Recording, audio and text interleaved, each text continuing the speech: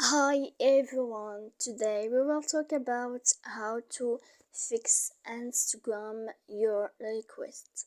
To know how to fix Instagram your requests, sorry, you should just go here to settings. As you see, we will click.